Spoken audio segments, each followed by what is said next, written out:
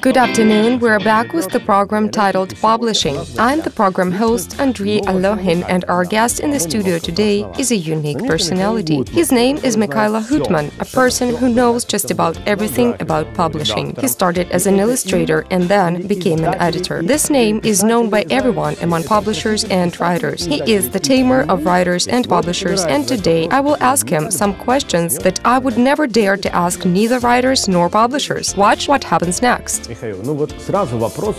Mykhailo, I immediately have a question for you as a reader. As a seasoned reader, so to say, I remember books being more beautiful back in my younger days. I mean books for adults, because children's books were rich, but adults' books were illustrated.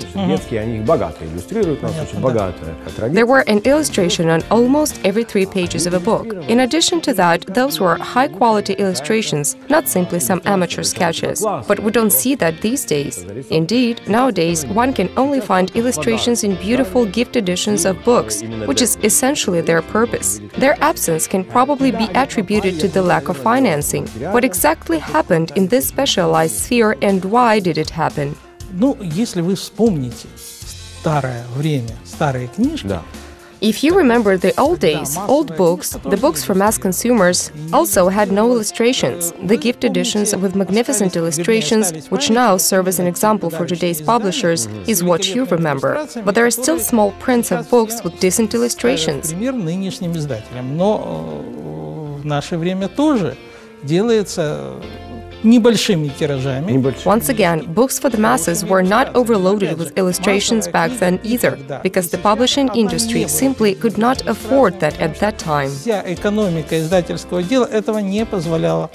You are an illustrator, and you know just about everything in this business from behind the scenes. So now, in most cases, a book has a hardcover, a portrait of the author on the back, and maybe a flower on the first page. Цветочек, да.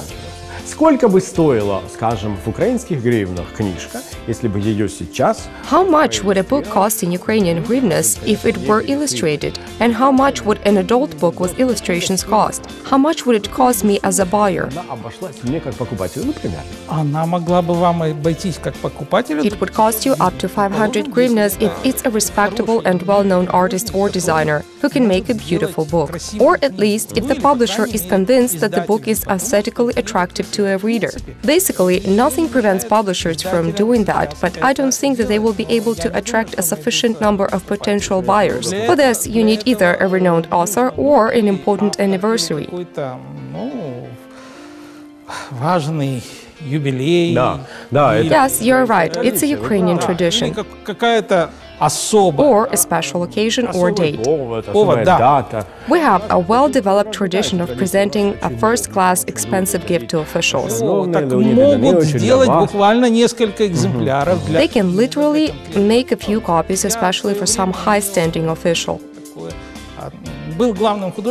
In my time, I worked as the senior artist of the President Publishing House. It was at the turn of the 90s and the early years of 2000s. So in this respect, I had some connection to the magazine President.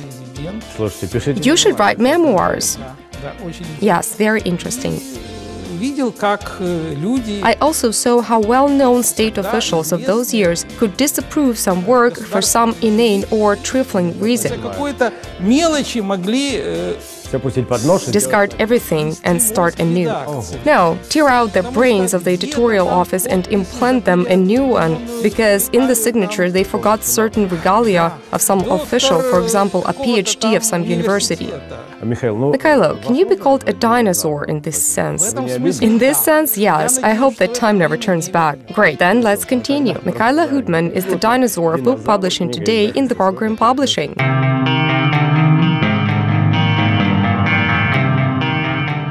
During Turgenev's times and not Turgenev's times, women sat on a bench in a garden or at home wrapped in a blanket with their beloved cat by their side, inhaled the famous smell of fresh printing ink and read books. You know, nowadays, women have grown accustomed to reading books on electronic devices. Will printed books disappear? Paperback books. Will they survive the internet era? Maybe our generation will see their slow demise. I don't know. I don't know how Mykhailo Hutman is going to answer, so let's ask him. You know, I like reading in the subway in Kyiv, though not just in Kyiv. 10-15 years ago, people were reading paper books on the subway. Now you can maybe see an occasional old woman with a Bible. People read e-books now. It's simpler and faster. Yes, there are romantic women who say that there is nothing cozier than wrapping yourself in a blanket, getting a book that smells of fresh ink, and drinking wine with cheese.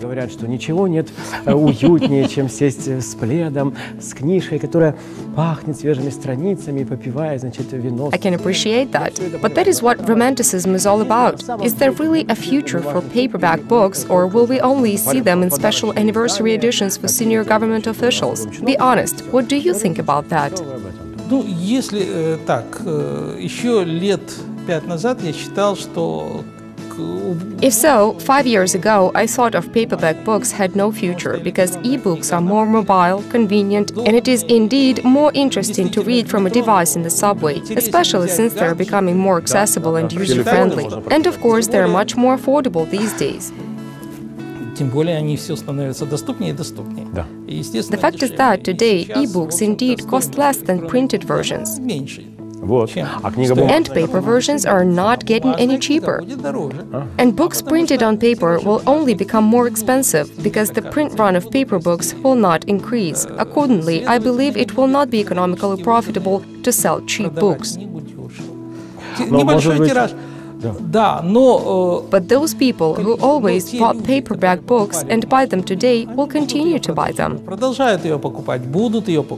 Well, I'll be honest, progress does not stand still. There was a time when they were written by hand and they were printed, then I don't know, they were also illustrated and so on. And now, who knows what is waiting for us in the future? There will be some electronic devices that will be able to display illustrations and so on. Maybe it would be worthwhile for writers to go in person, check out some podcasts, and give up all the paper business. I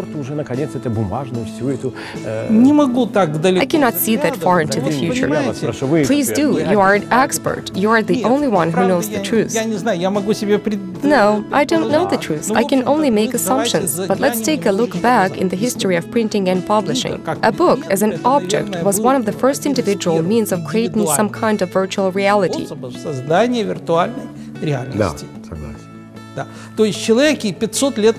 That is, 500 years ago, a person could pick up a book, get impressed into the text, and escape from everyday life, and to a certain extent imagine or fantasize about what the writer had written. So it was a movie, a theater, and a video game all in one.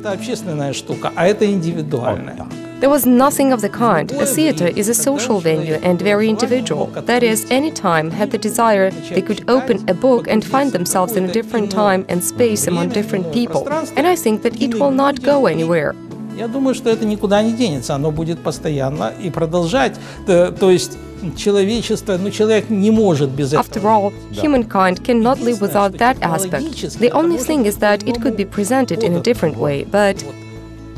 So books will remain books for all eternity?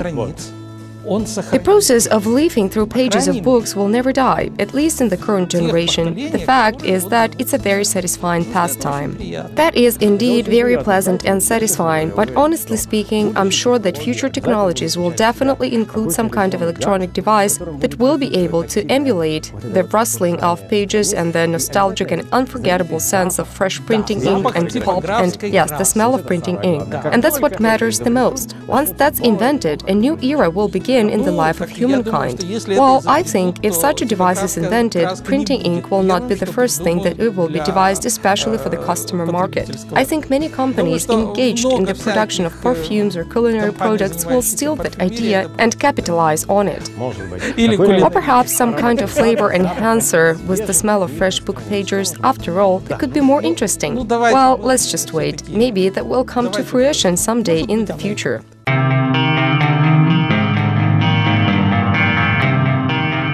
Tell me honestly, which one of you has a vague understanding of how books are made? I think a lot has changed since the time of Ivan Fedorov. I think books are like children. They have an author and many nannies and midwives that help raise them and help them grow accustomed to the world around them. More on that topic with today's guest in our studio, Mykhailo Hutman.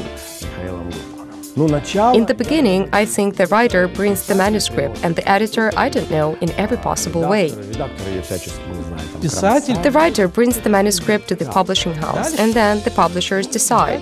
First, they calculate how much the production of such a book might cost. That helps them decide whether they are prepared to work with the author or not. But you see, it's not always the case. не всегда, вы же понимаете. I understand. Well, let's say I wrote a book.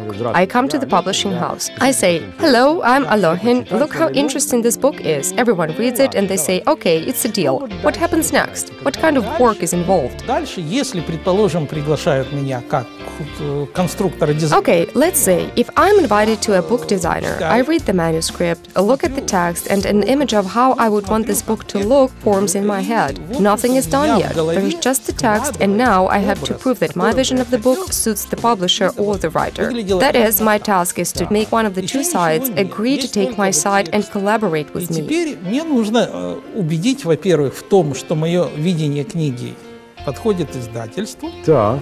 и подходит автору. То есть у меня нужно задача коня и нет. трепетную лань. У меня задача переманить на свою сторону одного из двух. But not both at once, or is that possible? Rarely. It's either the author or the publisher. Which is better? It depends on the relations in the publishing house. Usually, if the author is good, then the author is better. Ну, скажем так, мы в кавычки возьмем маститый. Так лучше, конечно, с автором. Да.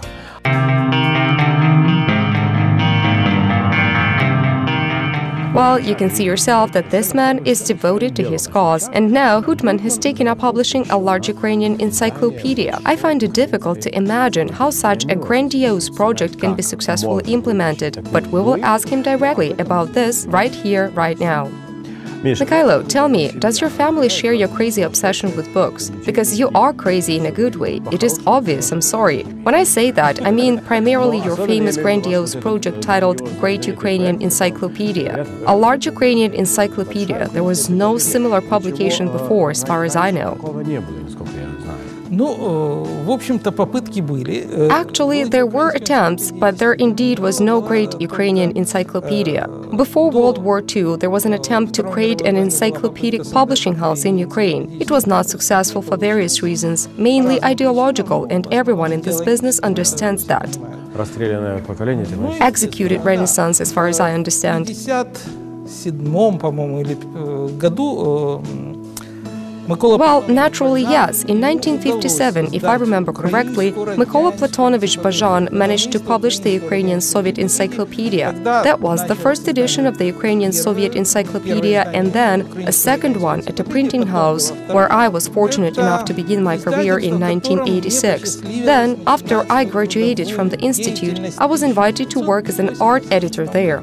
It was there that I discovered that encyclopedias were my passion. But then the publishing house ceased to exist in the mid-90s because the project was financially not feasible.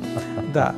Потом издательство, естественно, в середине 90-х, в общем-то, прекратило существование, да, потому что финансово это был проект неподъемный. И вот последнее время возродилось указами. The last one was in 2015. A new editorial office was created with charming young people who understood and appreciated the value of such a publication.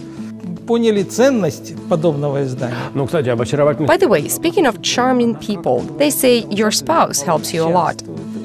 She participates. Over the last 20 years, my wife has been my constant co-author in all of my major art book projects. You have lured her to your side.